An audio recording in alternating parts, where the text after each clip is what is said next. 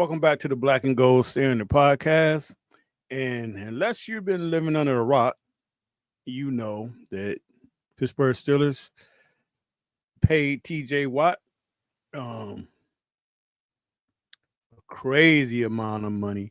Um, I'm quite sure Art Rooney and Dan Rooney Sr. and man, they probably looking down like, wow, what's going on here? I'm quite sure the Pittsburgh Steelers never thought that they would get to a point that they paid a player that type of money. But you know what? That's the price of doing business in the NFL now. And I mean, it was a crazy amount of money, but at least they got the deal done. Really didn't have no doubt. Well, I can't really say I didn't have no doubts because it seemed like it wasn't really going in a good um, direction. But Omar Khan and eventually, the Rooney family, they dished out the money and they got the deal done. So um, TJ Watt will be in camp when the Steelers open up camp on Thursday. He'll be there. Right now, the Steelers have no contract issues. Everybody expected, to be there. Shouldn't be no holdouts or anything like that. So this team will be up and running and ready to go. Me personally, I think if they do any more, if they do, it's a possibility they may do one more contract. And I'm talking about just guys on the team, and that's probably, and I would love to see this happen. Probably signing wide receiver Calvin Austin. I could see them maybe extending him because at this point he's not going to cost a lot. I mean, he's not going to cost a major amount of money. And I think one of the things the Steelers have to do is they have to start retaining, and for the most part they do, but they have to start retaining some of these younger guys now, and especially in that receivers room. I mean, at some point, the guys that you draft, you got to start retaining those guys because when you're not retaining those guys, that puts you that you got to go out in this market and try to find guys, and that's where you spending. I mean, look, you just had to go get DJ Metcalf and pay him $150 million. So you got to start definitely signing some of your draft picks and retaining those guys. And a guy like Calvin Austin, who hasn't made a lot of money in the NFL, you probably can get him at a real good price. I mean, you probably can get Calvin Austin for maybe $3-4 million a year, if that. I mean, maybe a little cheaper than that. Guarantee him a nice signing bonus. I think that's a contract that you can get done, and that's a guy that you won't have to worry about. Don't have to let him get to the open market because I actually think Calvin Austin is going to have a big year. And what I mean by big year, I don't expect him to have like starter numbers, but I think for what the role that the Pittsburgh Steelers want him to play, I think he's going to have a decent year. But anyway, this podcast here is all about TJ Watt. So let's get to talking about him. Um wow. So they signed Watt to a 3-year extension for a total of $123 million, with 108 of that guaranteed, and it makes him the highest paid non-quarterback in the whole NFL. So he's going to make about 41 million annually. This contract is going to take him all the way till he's about 33, 34 years old. So for the most part, this is going to pretty much guarantee that he's going to be a Pittsburgh Steelers for the rest of his career. He's going to retire in the black and gold, and that that's something that you always want to get your top players to do. Um, I mean, it was this is a very risky contract, very risky. Just off the, he's 30, so a lot of things can kind of go haywire when a guy turned 30. And he has had some injury problems. Like last year, he was a shell of himself by the end of the season. So this, like I say, this is a very risky deal, but the Steelers are gambling that it's going to work out. And as a Pittsburgh Steelers fan, I hope it works out.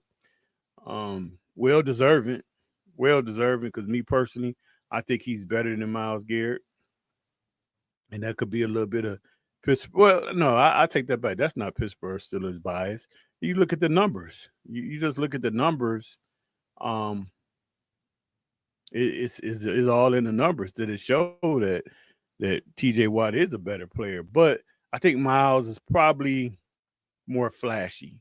He does a little bit more things as far as the Browns move him around a little bit more, and he's an athletic freak.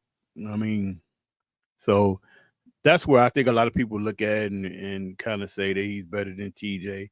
But I think on the field, production wise, TJ is a very better player to me.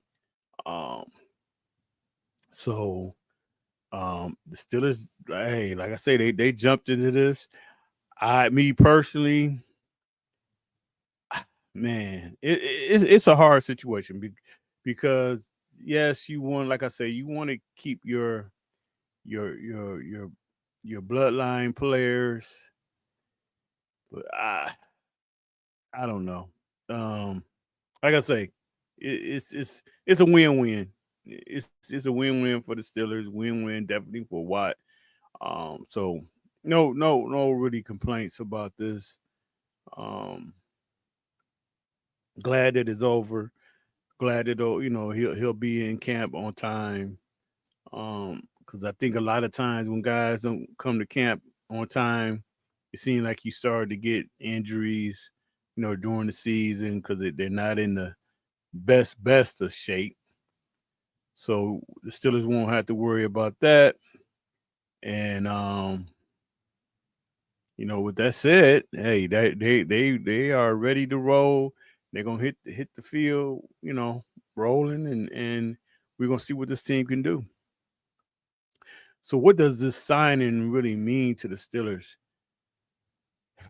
I think what it means to me, and if I said this even before Watt signed, the Steelers are all in. Now, when I say all in, yeah, they didn't have to trade all their assets away, trade all their draft picks away. But when you look at the Pittsburgh Steelers team, they're all in. And I don't have a problem with it. And I think most Steelers fans don't have a problem with it. But my only thing that I will say, since you have made this decision that you are all in, regardless of how they want to look at it and how they want to call it, hey, go all the way in. And what I mean by that is get that number 2 receiver spot filled. It's some solid guys out there that you can get to get that situation filled up. And I think honestly, once you do that, I think this team gonna be really set. I think that's the only hole that they kind of have right now. Um, saying that everybody that they got now is going to, be able to do what they got to do, and injuries. You got always got to worry about injuries. But this is a new breed for the Pittsburgh Steelers because I remember maybe you can go back a short 5-6 years ago. Pittsburgh Steelers probably don't get this deal done. And granted, they probably couldn't have got the deal done because they were paying the quarterback. So at this point, you're You're not paying a quarterback. So these are the type moves that you can make. And they made it. So with that said, they need to try to fill any other holes that they see. Like I say, I think it's a big hole in the number two wide receiver number two position. And I would love to see another safety come in here. Um, Other than that, I mean, they're pretty much set, and I'm very excited about how this team is looking. Actually, I'm so excited, and I haven't done this for years. I can't even remember. Man, I might have been to Latrobe maybe 20 years ago. I can't even remember. It's been that long. But actually, I'm going to Latrobe on August 2nd, and I'm actually going to check out mini camp. I mean, training camp, and just see how things are going. Check the team out. So, hey, with that said, that's kind of let you know my excitement and my belief that I think this is going to be a special season. I think a lot of people are counting the Pittsburgh Steelers out, but that's something that I've been used to it because they do it every year because it's all about the clicks and saying the Pittsburgh Steelers are going to be good is not like saying the Pittsburgh Steelers are going to fall off. That's the news. Being good and having a winning season, that's old news. That's something that really is almost expected from everybody, even though they say they don't think it's going to happen. But it's more interesting to sit here and say the Pittsburgh Steelers are going to fall off and just going to finally be the year that they don't win, have a winning season. But like I say, that's all for clicks, and I think this could really be a special season for the Pittsburgh Steelers. And I think really with that said, that's pretty much all I have right now. We still got a couple more days before training camp officially opens up. So hopefully, the guys can stay healthy. They're probably still working out on their own. Hopefully, everybody can stay healthy, get to training camp, safely and healthy, and don't get tripped up at the last second. Doing out here doing something stupid and getting yourself in trouble or whatever. So, with that said, I think that's pretty much it. And we will talk to you guys. I might try to get on right before camp, or if not, we'll definitely get on the day of camp. So that'll be on Thursday, and we'll kind of go over, some of the news and what's been going on, or any type of news that we may hear. But with that said, don't forget to like, comment, and subscribe. We're still trying to build this channel and bring you some good information. So, with that said, you guys take care, and I will talk to you later. I'm out. Bye bye.